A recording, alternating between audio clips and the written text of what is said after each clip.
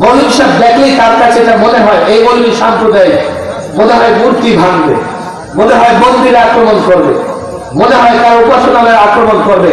আমি চ্যালেঞ্জ করে বলেছি, বারবার বলেছি, এখনো বলছি, বাংলাদেশে এই যে এখন আমাদের প্রতিবেশী দেশের মিডিয়াগুলো প্রতিনিয়ত প্রচার করতেছে এদেশের মুসলমানরা নাকি হিন্দুদের মন্দিরে, হিন্দুদের উপাসনালয়ে আঘাত করতেছে। মিথ্যে কথা, মিথ্যে কথা। বলবেন হুজুর দু চার জায়গা আক্রমণ হচ্ছে, আমরা তো পত্রিকায় দেখতে পাচ্ছি। আমাকে বলেন এদেশে মুসলমানদের মধ্যে ঝগড়া হয় না? আমি কি বলবো সেই ঝগড়া ইসলামে হয়েছে? হিন্দুদের মধ্যে ঝগড়া হয়ে, যেমন অলরেডি দিনাজপুর এলাকায় এটা মিডিয়ায় এসেছে, তাদের নিজেদের মধ্যে ঝগড়া হয়ে তারা মন্দির উপাসনালয় ভেঙেছে। হিন্দু যুবকরা সে কথা স্পষ্ট। যদিও জেহাদের বাংলা অর্থ যুদ্ধ, জেহাদের বাংলা অর্থ কি? এই দুইটার মধ্যে পার্থক্য আছে না নাই? আচ্ছা, যুদ্ধের মধ্যে নোংরামি আছে, সন্ত্রাস আছে।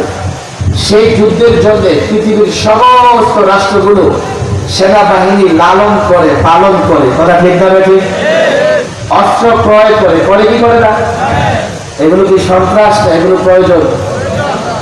পৃথিবীর কোন রাষ্ট্র যদি ইসলামী রাষ্ট্র হয়, তারা যদি জিহাদের জন্য অস্ত্র বানায়, তারা যদি জিহাদের জন্য অস্ত্র ক্রয় করে, সেটা কেন সন্ত্রাস হবে? সেটা কেন সন্ত্রাস হবে? মুসলমানদের উপরে কতটা নির্যাতন এক চিত্র তাদের শব্দগুলো থেকে বোঝা যায়। কথা দীর্ঘ হয়ে যাচ্ছে, আমার দিকে লক্ষ্য করে তাকান আপনারা। এমন অনেক বিষয় আছে, বামপন্থী, রামপন্থী, নাস্তিক, মোরতাদরা ইসলামের বিরুদ্ধে অপপ্রচার চালায়। এগুলো জানার এবং বোঝার দরকার আছে না নাই? বলেন আছে না নাই?